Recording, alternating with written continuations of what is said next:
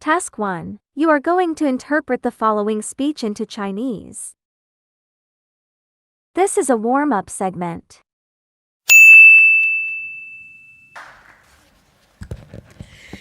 Thank you so much. It's really, really great to be here. And so I'm chairing this Commission for Equality and Mental Health. And what we're endeavouring to do is identify some potential solutions. Clearly, some of the solutions are absolutely macro, as we've been hearing about all day. But I think Kate Pickett said this earlier this morning, there are also things that can be done locally. There are things that can be done through national policy. We need a whole combination of things. So we are trying to identify and give air and oomph to some of those things. So we're starting out from the recognition that I think we've heard so much about today, that high socioeconomic inequality leaves people in so-called inferior positions, internalising shame, such a huge topic. And socioeconomic inequality being sort of intersected, interthreaded with inequality on the basis of gender, of race, of disability and other factors that erode people's resources and people's capacity to take power, because power is kind of stripped away from people. And we also, as Kate Pickett's work shows, in countries like the UK, which are very unequal, we have lower protective factors, the protective factors of trust and real engagement in community. So, we're starting out in our commission, which comes under the Centre for Mental Health, with a view, therefore, of what people need when you experience mental distress. There's a whole lot to be said about how to prevent all this in the first place. What happens now when you are one of those 23% of people every year that Kate told us about who have mental health problems? So, it seems to me, if you are experiencing shame, you don't just need a sort of platitude that you should be treated with, everyone should be treated with respect in the NHS, for example. Of course, everybody should be treated with respect. But in a sense, more than that, you need an experience that restores to you a sense of value and a sense of power that redresses some of those inequalities that have impacted on you so negatively. You need support and a response from other people that understands, I think somebody used the well-known phrase earlier, what's happened to you, not what's wrong with you, that understands you in your whole life. And you need connection, whether that is connection with other people going through the same issues as you, so that kind of bonding, social capital, or whether it's bridging social capital, whether it's that, okay, now you've got a diagnosis of mental illness, your faith community fully includes you, your employer welcomes you back. Does that happen or does it not? So that kind of bridging capital as well. Please take a 1-minute break.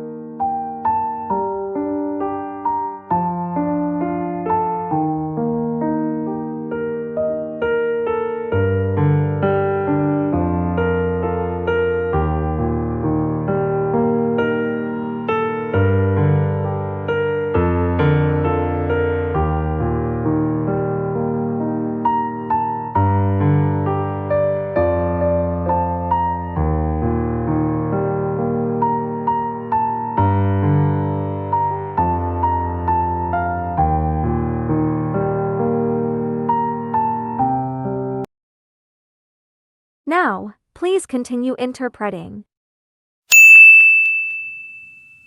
So, we started looking at what might all that mean in communities, workplaces, schools, mental health services. And are there examples that offer us clues about if you wanted systems that were working for equality, whether that's mental health services or education or wider systems, what might that mean?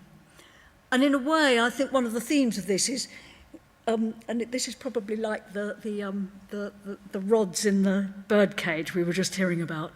There are lots of isolated examples of good things happening, but they tend to stay fragile and small and under-resourced, often funded by trusts and foundations for a set period or something. They don't get into the mainstream. What we're interested in is, are there examples that could be invested in and then regulated and looked at as part of the mainstream way of doing business?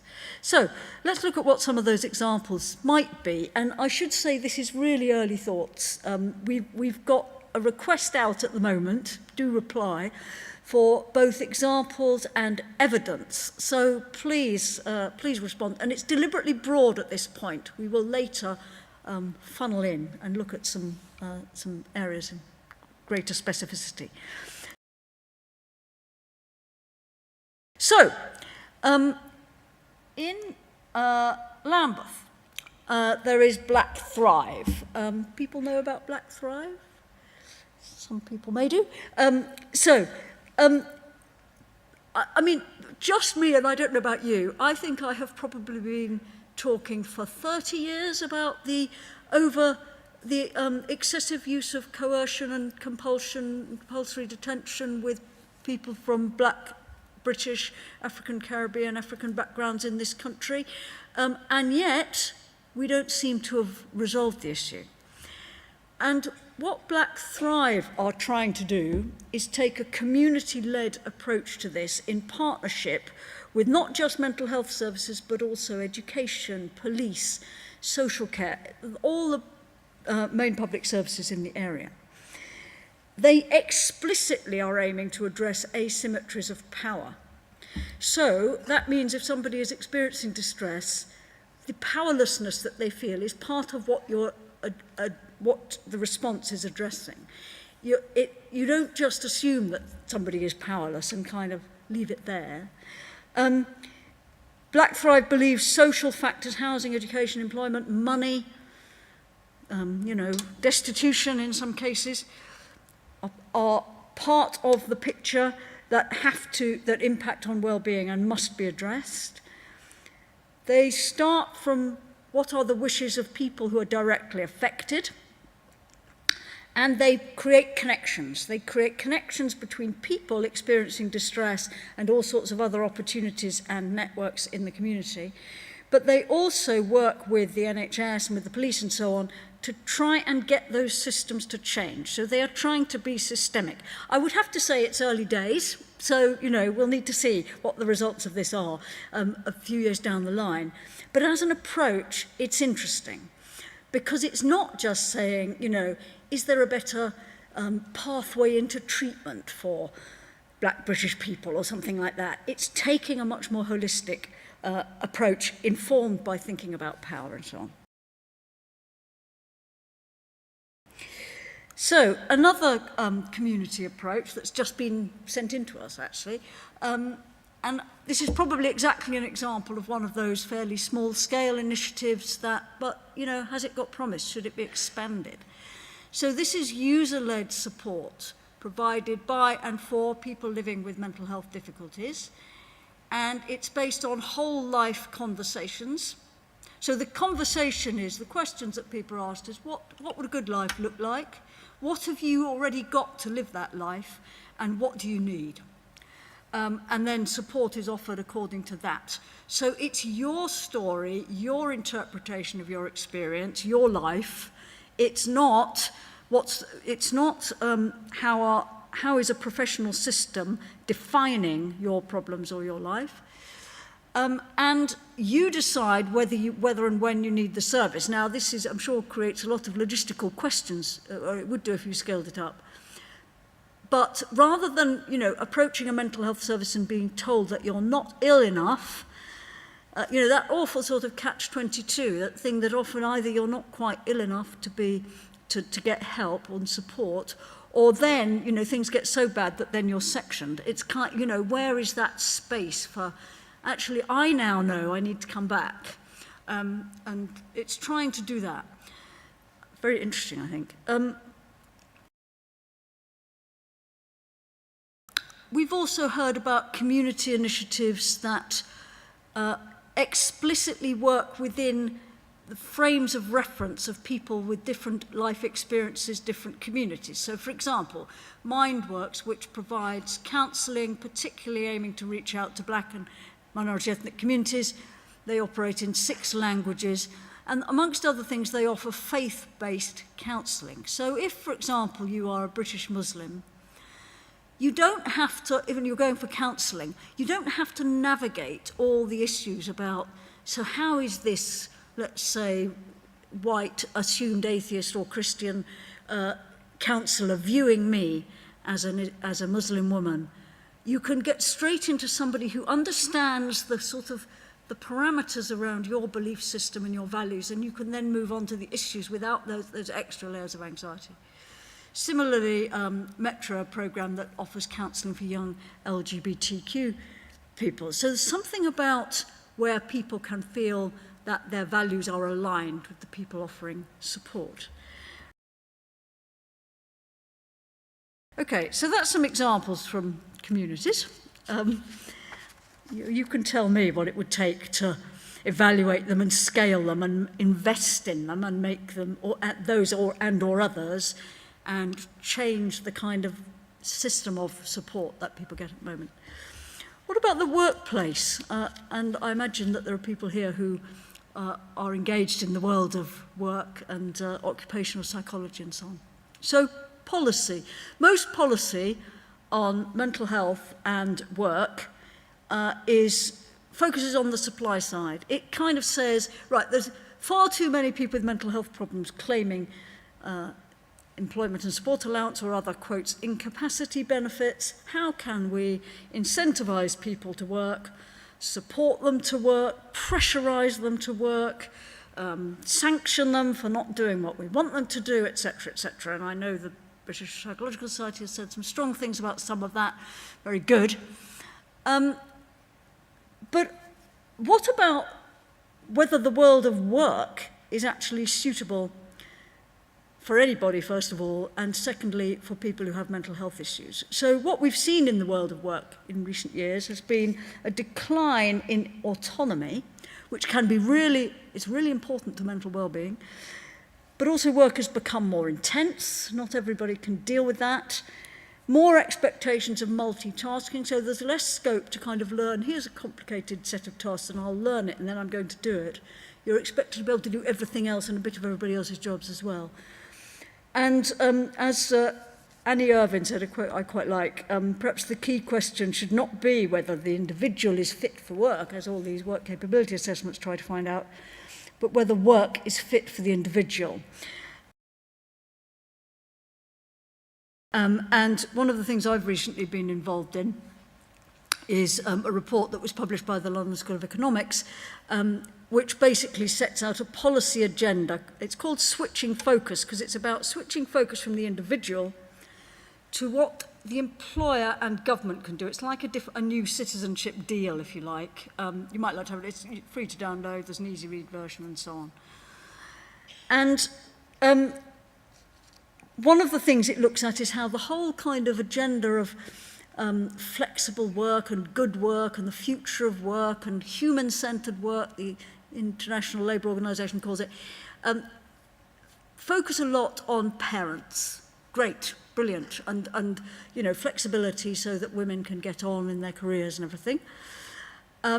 The organisation Timewise here in the UK does some great work on how do you get promotion if you're working part-time, or you're a returner to work, or you're working 1 week on, 1 week off, or you're working annualised hours, all sorts of creative ways of working. It's mainly about parents and people with caring responsibilities, but it's hugely relevant to people who have fluctuating health conditions like mental health difficulties, and that could be a real massive area for expansion, I think.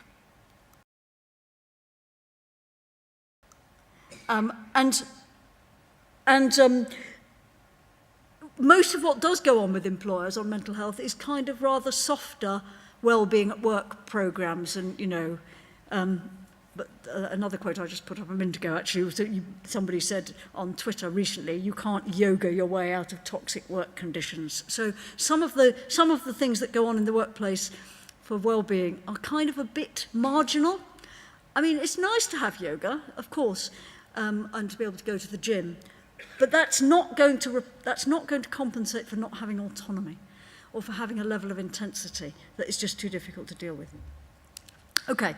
At school.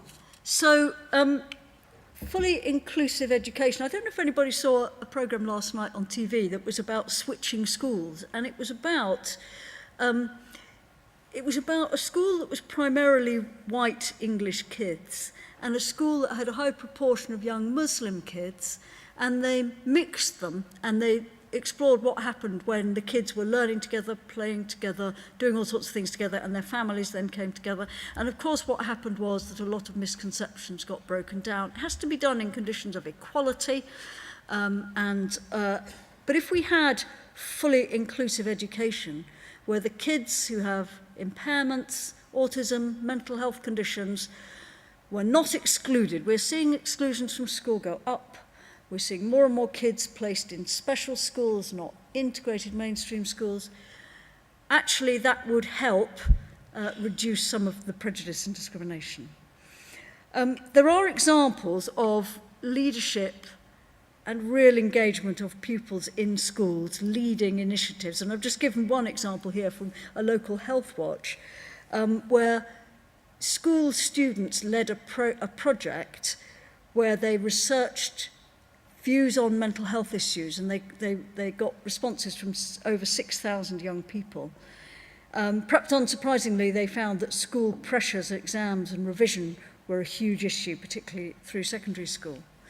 But they did make a set, and interestingly, social media was less viewed by the young people as a major issue. But anyway, but there were a set of recommendations made by the young people which were taken on by the commissioners of child and adolescent mental health services and by the teachers.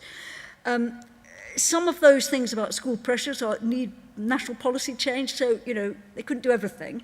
But I think it's an interesting example of where the leadership of the people who are affected actually starts to change the conversation and changes local decision making.